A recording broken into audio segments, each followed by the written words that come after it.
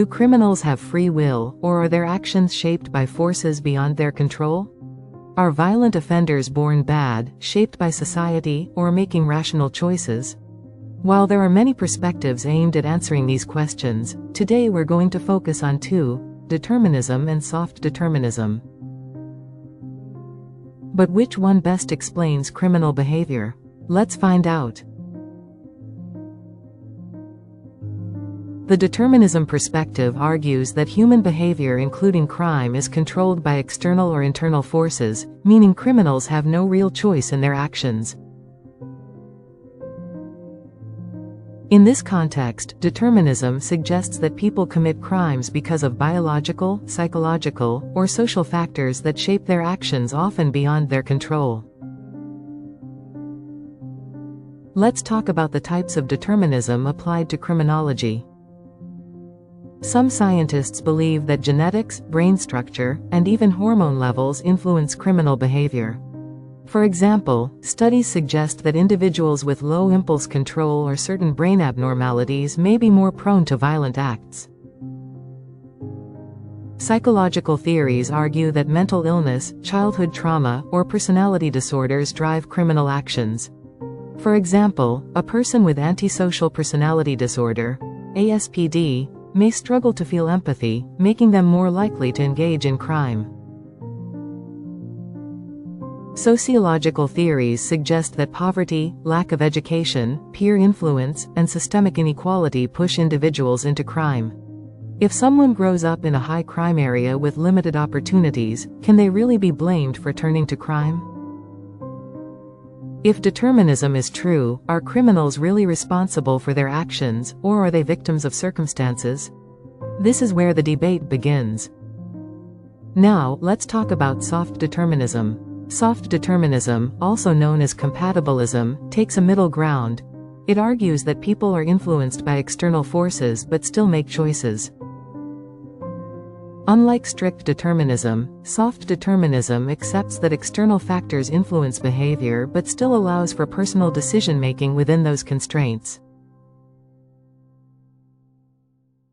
Soft determinism acknowledges that while addiction, trauma, and mental illness affect behavior, individuals can still exercise some level of self-control and rational decision-making.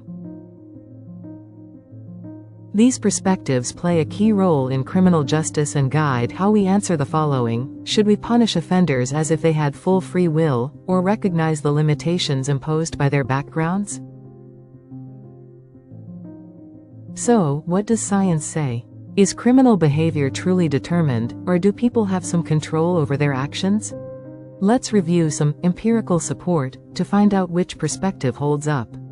Be mindful, there are a plethora of studies not covered here. Research on identical twins separated at birth shows that genetics play a significant role in violent tendencies, even when raised in different environments, supporting biological determinism. In addition, neuroscience studies reveal that individuals with low prefrontal cortex activity struggle with impulse control, making them more likely to commit crimes. At the same time, research on rehabilitation programs suggests that even individuals from high-risk backgrounds can change their behavior with the right interventions, supporting soft determinism. Essentially, studies show that early intervention, education, and social support can reduce crime, suggesting that while people are influenced by external forces, they still make choices. This debate isn't just academic, it affects how courts, prisons, and rehabilitation programs operate. Should we focus on punishment or rehabilitation? The answer depends on whether you believe in determinism or soft determinism. Now let's talk about the criticisms of both theories. It can get pretty partisan. Both determinism and soft determinism have their critics. Let's break it down. If strict determinism is true, should criminals be held accountable at all? Some argue that this perspective removes personal responsibility and undermines the justice system. Critics argue that soft determinism underestimates the power of external forces. If people truly had choice, Why do many offenders reoffend despite intervention? So, what's the answer? Does it come down to fate or free will? In other words, is crime a matter of choice, or are people destined to break the law?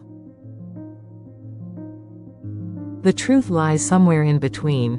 While biology, psychology, and society influence behavior, most individuals still make choices within their circumstances.